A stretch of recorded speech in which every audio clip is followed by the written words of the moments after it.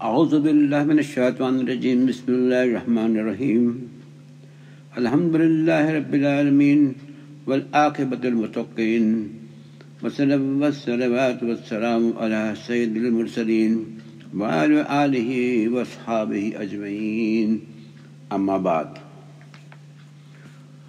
11ویں شریف یعنی پیروں کے پیر غوث الاعظم دستگیر کا وہ متبرک بابرکت موقع جس دن یہ ناچیز آپ سے بارگاہ سیدنا غوث الاعظم کی شان میں مختصر گفتگو کرتا ہے، یعنی گزشتہ 11ویں شریف پر آپ رحمۃ اللہ علیہ کا نذرانہ عقیدت کے پھول سجائے۔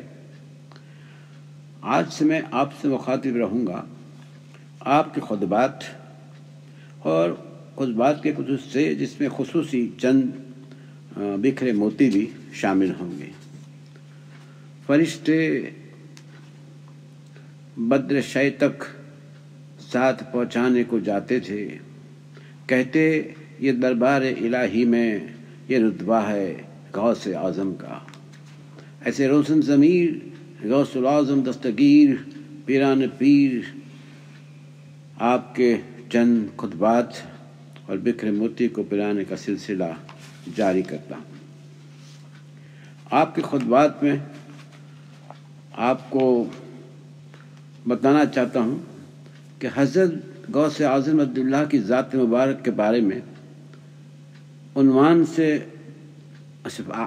عنوان سے پتہ چلتا ہے کہ آپ کی آواز میں نہایت بلندی اور کلام میں ایک قسم کی اتنی جلدی تھی کہ سننے والے فوراً ہی ہیبت و رعب میں طاری ہو جائے۔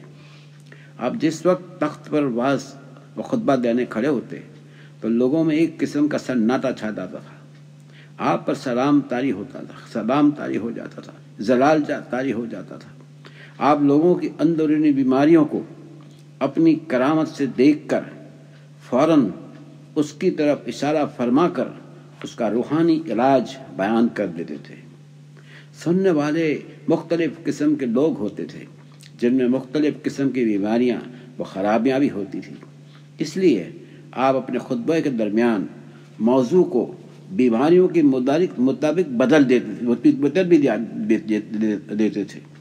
وہ ایسے بدل دیتے تھے کہ پتہ نہ چلے، مگر یہی وجہ ہے کہ آپ کی ایک ہی نشست میں ایک ہی خطبے میں مختلف بیماریوں کا ذکر اور ساتھ ہی اس کا روحانی علاج بھی بیان میں خطبے میں شامل ہو جاتا تھا۔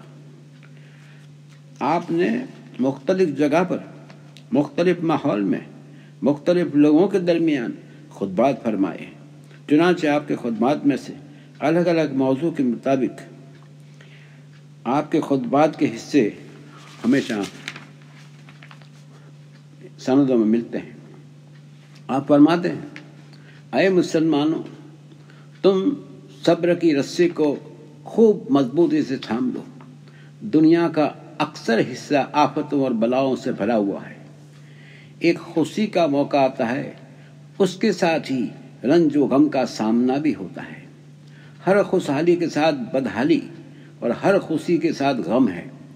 ہاں، اگر دنیا کی دولت مقدر قسمت سے زیادہ مل جائے تو اس کو شریعت کے اندر ہی رہ کر خرچ کرنے میں کوئی خوف و خطرہ نہیں۔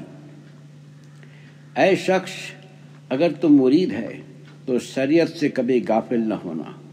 اگر تو صدیق ہے یعنی سچا بولنے والا ہے تو تیرے درجے پر بھی پہنچ جائے گا، یعنی اس صدیق کے درجے پر جو تو پہنچ جائے گا تو تجھ پر تقدیر الہی، حکم الہی جاری رہے گی۔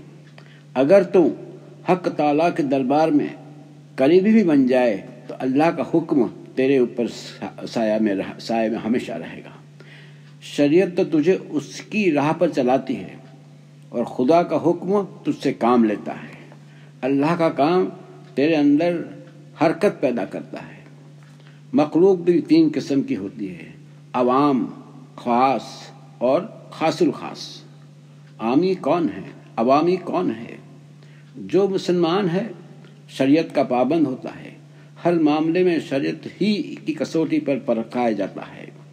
اللہ کے قول پر عمل کرتا ہے، رسول صلی اللہ علیہ وسلم کی سنت کی پیروی کرتا ہے، جب ظاہری و باطنی طور پر عمل کرتا ہے تو اس کا دل منور ہو جاتا ہے، جس کے ذریعے وہ ہر طرف دیکھ لیتا ہے۔ شریعت کو اپنا وسیلہ بنا لینے کی وجہ سے اس کا دل ساری چیزوں سے بے پرواہ ہو جاتا ہے، اس لیے وہ الہام یعنی غیبی خبر سنتا ہے، اس کے لائق ہو جاتا ہے، اس کا دل متقی یعنی پرہیزگار بن جاتا ہے، وہ اللہ کے الہامات کو اور اس کی حرکتوں کو دیکھتا بھی ہے، سمجھتا بھی ہے۔ شریعت پر مکمل طور سے عمل کرنے کی وجہ سے اس کا ایمان مکمل ہو جاتا ہے۔ دنیا اور مخلوق کی ناجائز محبتوں سے جب اس کا دل پاک ہو جاتا ہے تو اس کے دل میں طریقت کی روشنی ظاہر ہونے لگتی ہے، جس میں اللہ کے قرب کا نور ہوتا ہے۔ یہ نور ایمان اور صبر کا اور سکون و اطمینان کے نور کے ساتھ ہوتا ہے۔ یہ تمام خوبیاں اس آدمی کے لیے شریعت کے احترام کرنے کا نتیجہ ہوتی ہے، مطلب اس کو پھل بھی ملتا ہے، نتیجہ بھی حاصل ہوتا ہے۔ اس کے بعد جو قسم ہے وہ ابدال کی ہے، ابدال کا درجہ اس کے بعد آتا ہے۔ یہ وہی خاص و خاص لوگ ہیں، مگر یہ لوگ ذرہ برابر بھی شریعت اور خدا کے حکم سے نہیں ہٹتے۔ ان 3 گروہوں میں اس کے علاوہ باقی جو لوگ ہیں وہ تباہی و بربادی کا نشانہ بنتے ہیں، لعنت و پھٹکار کا نشانہ بنتے ہیں، جسمانی و روحانی بیماریوں کا ڈھانچہ ہوتے ہیں، جن کے لیے نہ خدا کا حکم ہے نہ ہی رسول کا فرمان، ان کو نہ حلال کی فکر ہوئے نہ حرام کی پرواہ، مذہب ان کے لیے سر کے درد کی حیثیت سے ہے، روحانیت تو ان کے دلوں کے لیے ایک کانٹا ہوا ہے۔ اے مسلمانوں، اللہ کی طرف سے جو برابر الٹ پھیر آتے رہتے ہیں، اس کا سبب یہ ہے کہ وہ دیکھنا چاہتا ہے کہ تم ایمان پر کامل رہتے ہو، ایمان پر قائم رہتے ہو یا تمہارے پیروں میں لغزش پیدا ہوتی ہے، تم وہاں سے کچھ ہٹنے کی کوشش کرتے ہو۔ جو تقدیر سے سرکشی کرتا ہے، بد نصیبی اس کے گلے کا ہار بن جاتی ہے، کیونکہ سرکشی کر کے وہ اللہ کو ناراضگی کا مول لے لیتا ہے۔ جو خود ہاتھ اٹھا کر کسی غریب کو دینا نہیں چاہتا، قدرت بھی اس سے اپنی نعمتوں کے ہاتھ روک لے گی۔ جو پیدل چلنے سے گھبراتا ہے، اس کو سواری بھی نصیب نہ ہوگی۔ تم لوگ جو اپنے ہاتھوں سے منمانی تبدیلی پیدا کرنا چاہتے ہو، یہ تمہاری نادانی ہے۔ اس کا مطلب یہ ہے کہ تم بھی یا تو ایک خدا کی حیثیت سے ہو یا پھر خدا تمہاری خواہش کے تابع ہے۔ منمانی چھوڑ دو، اس کے خلاف کرو، اپنے نفس کے خلاف کرو، یہی کام تمہارے لیے خوشیوں کا پیغام بن جائے گی، رحمتوں کے بادل لائے گی، امن و امان لائے گی، جنت کا پیغام لائے گی، جہنم سے نجات کا پروانہ لائے گی۔ اگر مصیبتیں نہ آئے تو جھوٹے دعوے آزمائے نہیں جا سکتے۔ سونے کو کسوٹی پر رگڑ رگڑ کر ہی پرکھا جاتا ہے۔ جس طرح نفس ناشکری کی طرف جھکتا ہے، اسی طرح تیری سرکشی نفس کے مقابلے میں ہونی چاہیے۔ اگر تم نفس یعنی بری خواہش کا مقابلہ کر لو تو پھر دوسری تمام غیر الہی طاقتوں کا مقابلہ کر سکو گے۔ ایمان کے قدم جب تمہارے دل میں مضبوط ہوتے جاتے ہیں، جب کہ تو شیطان کی فوج سے مقابلے میں جیت جائے، یہ قدم مصیبتوں اور بلاؤں کا مقابلہ کرنے کے بعد ہی وہ مضبوط ہوتے جاتے ہیں۔ جب تک یہ قدم جم نہ جائیں تو ایمان کے قوی یعنی مضبوط ہونے کا دعویٰ نہیں کر سکتا۔ تمام چیزوں سے نفرت اور صرف حق تعالیٰ سے محبت وہی مقابلے میں سچا اصول ہے۔ اگر وہ چاہے تو ان چیزوں کو بھی دوست بنا دے جو تم سے دشمنی رکھتی ہے، کیونکہ اصل میں یہ صحیح ارادے ہیں، اسی ارادے ہیں اور صحیح ارادے ہیں، کیونکہ محبت کرنے والا اصل وہی ہے۔ یعنی جو لوگ خدا سے نزدیک جا کر ایسی کوشش کرتے ہیں، آپ کے حساب سے ان کا ایک حصہ ہمیشہ خوش رہنے کے لیے اور ایک دوسرے کی محبت کرنے کے لیے جاری رہتا ہے۔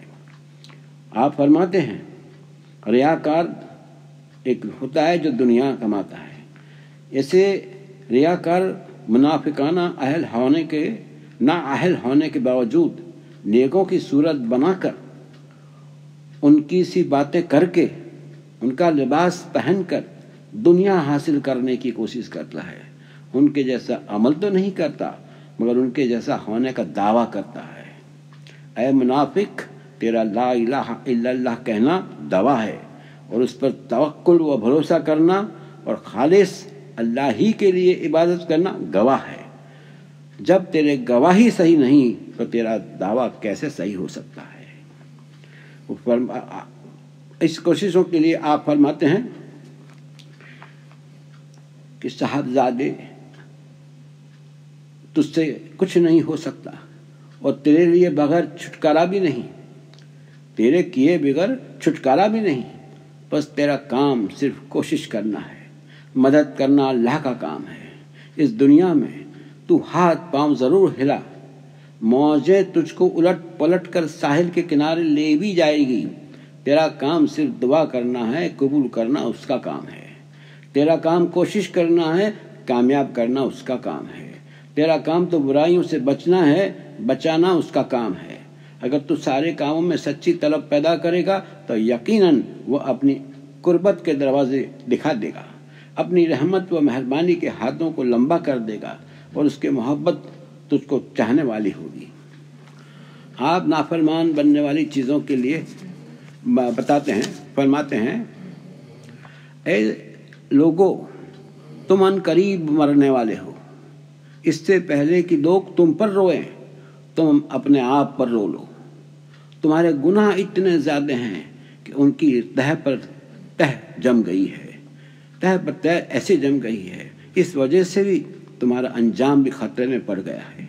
तुम्हारा दिल दुनिया की मोहब्बत और उसके लालच के मर्ज में फंसा हुआ है। ऐ लोगों, उसका इलाज कर डालो। दुनिया को छोड़कर अपने आका से रिश्ता जोड़ लो, सारी चीज़ों से नाता तोड़ लो। जो भी चीज़ तुमको सरकश बना दे उसकी लालच छोड़ दो। जो तुम्हारे लिए काफ़ी हो जाए बस उसी पर कनाअत करो। समझदार किसी भी चीज़ से खुश नहीं होता, क्योंकि वह आखिरत का फिक्र में हमेशा डूबा रहता है। मोमिन का हाल दुनिया व आखिरत में दोनों में ही अच्छा है। अगर उसे मालूम हो जाए कि हक ताला मुझसे खुश है तो उसको कुछ परवाह नहीं होती। वो तो परिंदा है। अल्लाह पर भरोसा करके जिस खेत में चुगने जाता है अपनी रोज़ी पा लेता है। जिधर भी जाता है अल्लाह के नूर में देख लेता है। उसके करीब तो अंधेरे के बावजूद भी, और अंधेरे का वजूद ही नहीं है, उसके सारे काम अल्लाह के इशारे पर होते हैं। उसका पूरा सहारा व भरोसा अल्लाह पर होता है। मोमिन को तकलीफ मत दो, वो तुम लोगों के जिस्म में जहर की तरह है। आप फरमाते हैं कि किसी मोमिन बिरादर को या अपने लोगों को जो तकलीफ देता है वो लोगों के जिस्म में एक जहर की मिसाल है, और तुम्हारे अजाब व मोहताजी का सबब भी वही बनता है। ऐ अल्लाह और अल्लाह वालों से ना वाकिफ़ हो, अल्लाह वालों की ग़ीबत और बदगोई से बचो। ये वह जहर है जिससे तुम हलाक हुए बगैर नहीं रह सकते। तुम हलाक होने बगैर कभी नहीं रह सकते। बचाओ अपने आप को, बचाओ, फिर कहता हूँ बचाओ अपने आप को इससे इनको किसी भी किस्म की तकलीफ न हो, क्योंकि उनका एक आका खुदा है जो हरगिज़ इस बात को बर्दाश्त नहीं कर सकता। वो ज़रूर तुम लोगों पर अजाब में डाल देगा। आए मुनाफिको, तेरे अंदर शक व निफाक इतना भरा हुआ है जिसने तेरे जाहिर व बातिन दोनों को छा लिया है। तू हर वक्त तौहीद व इखलास को, मोहब्बत को इस्तेमाल किया कर शिफा पाएगा और तेरा शक जाता रहेगा। तुम लोग किस दर्जे शरीयत के हदों को फाड़ते हैं, यानी किस दर्जे से शरीयत को छोड़ते हैं, तकवा को तोड़ते हैं, तौहीद के कपड़ों को नापाक करते हैं, ईमान की रोशनी को बुझाते हैं और अपने हर अमल में खुदा ताला के दुश्मन बने चले जाते हो। खबरदार, اپنا مخلوق اور اپنا عمل مخلوق کے دکھاوے کے لیے نہ کرو۔ اعمال نیک کام میں مخلوق کا دکھاوا اس کو برباد کر دیتا ہے۔ اللہ کے رسول صلی اللہ علیہ وسلم نے فرمایا ہے کہ عبادت تنہائی میں کرو۔ تم سے پہلے نیک لوگ ہمیشہ تنہائی میں بھی عبادت کیا کرتے تھے۔ لوگوں، پہلے ایمان کو لازمی طور پر پکڑو، پھر یقین کو، اس کے بعد فنا، اپنے کو مکمل خدا کے حوالے کر دینا اور وجود کو بھی۔ آپ کے اس خطبات میں آپ نے کئی باتیں اپنے مومن برادروں کے لیے بتائی ہیں، اور کچھ چنے ہوئے بکھرے موتی میں آپ کے سامنے آج سے اس سلسلے میں کچھ بکھرے موتیوں کو ہمیشہ جاری کرتا رہوں گا۔ آپ فرماتے ہیں، لوگوں، تم اپنے آپ کو تقدیر الہی کے حوالے کر دو اور اس پر جمے رہو، کیونکہ ہر چیز کے لیے پہلے بنیاد کی ضرورت ہے، اس کے بعد تعمیر کی۔ صبر بنیاد ہے اور اللہ کی یاد پر قائم رہنا تعمیر ہے۔ مالدار بننے کی تمنا و خواہش نہ کرو، ہو سکتا ہے کہ بربادی کا وہ سبب بنے۔ بیماری میں تندرستی کی آرزو نہ کرو، ہو سکتا ہے وہ تمہاری ہلاکت، تباہی یا بربادی کا سبب ہو۔ اگر تم لوگ چاہتے ہیں کہ تم لوگوں پر کوئی دروازہ بھی بند نہ کرے تو خدا سے ڈرو، کیونکہ یہ ہر دروازے کی کنجی ہے۔ توبہ کے دروازے کو غنیمت جانو، جب تک وہ کھلا ہے اس میں داخل ہو جاؤ۔ زندگی کے دروازے کو غنیمت جانو، جب تک کہ وہ کھلا ہے، اور خوب نیکیاں کر لو، اس لیے کہ ایک دن بند کر دیا جائے گا، یعنی جب تمہاری موت آئے گی تو وہ دروازہ بند ہو جائے گا۔ کاہل نہ بنو، کیونکہ کاہل ہمیشہ محروم ہو رہتا ہے اور اس کی گردن میں ناکامی و پشیمانی کی رسی ہوتی ہے۔ اللہ نے دوا اور بیماری دونوں کو پیدا کیا ہے، اور برائی بیماری ہے اور اطاعت دوا ہے۔ ظلم بیماری ہے اور عدل یعنی انصاف دوا ہے۔ خطا غلطی بیماری ہے اور نیکی دوا ہے۔ خدا کی مخالفت بیماری ہے اور توبہ اس کی دوا ہے۔ آپ فرماتے ہیں، تقدیر سے لڑائی جھگڑا اور مخالفت نہ کر، ورنہ تو تباہ ہو جائے گا۔ تو اللہ کے ہر کام پر راضی رہے۔ جب دل درست ہوگا تو نظر بھی درست ہوتی ہے، اور جب دل درست ہوتا ہے تو انسان بندہ اپنے رب سے قریب ہو جاتا ہے۔ بندہ اپنے رب سے قریب اسی وقت ہوتا ہے جب وہ خوب مصیبت میں ڈال کر آزما لیا جاتا ہے۔ پہلے تم اپنے آپ کو سدھارو، پھر دوسروں کو سدھارنے کی کوشش کرو، ورنہ ایسا نہ ہو کہ تیری بری عادتیں دوسروں کے اندر بھی پیدا ہو جائے۔ تقدیر کے ساتھ یعنی اس کے سائے میں آرام کرو۔ صبر کو اپنا تکیہ بنا لو۔ تقدیر کی موافقت کو اپنے گلے کا ہیکل بنا لو۔ موٹے جھوٹے کپڑے پہن لینے سے بزرگی نہیں پیدا ہوتی۔ اصل بزرگی تو وہ روح باطن کی بزرگی ہے، پھر اس کے بعد اس کا اثر ظاہر ہوتا ہے۔ علم بنا عمل کے کچھ فائدہ نہیں ہوتا۔ علم کے بنا عمل سے کچھ فائدہ نہیں دیتا۔ خدا کے کلام کو پڑھو، اس کے حرفوں کی سیاہی میں وہ سفیدی چھپی ہوئی ہے جو تمہارے گناہوں کی سیاہی کو دور کر کے تمہارا دل روشن کر دے گی۔ یہ عمل ہر مومن کو یاد رکھنا لازمی ہے۔ جو صبر کرے گا وہی قوت و طاقت پائے گا، اس لیے کہ اللہ نے فرمایا ہے کہ میں صبر کرنے والوں کے ساتھ ہوں۔ اپنے پیدا کرنے والے کی شکایت مخلوق کے سامنے نہ لے جا، وہ تیری تقدیر نہیں بنا سکتی ہے۔ دنیا کو حاصل کرنے کی خواہش تمہیں اندھیرے میں لکڑی چننے والے کی طرح نہ بنا دے۔ اگر تجھے لکڑی چننا ہی ہے تو توحید کے سورج کی روشنی میں چن، اس لیے کہ اس کا اجالا نفس کے سانپ و بچھی کو بتا دے گا۔ پہلے تم شریعت کے مطابق عمل کرو، پھر تمہارے عمل تمہارے کاموں کی رہنمائی کریں گے، جس کی جڑ تمہاری روح میں ہوگی۔ بس سلام۔ ربنا آتنا فی الدنیا حسنۃ وفی الآخرۃ حسنۃ وقنا عذاب النار۔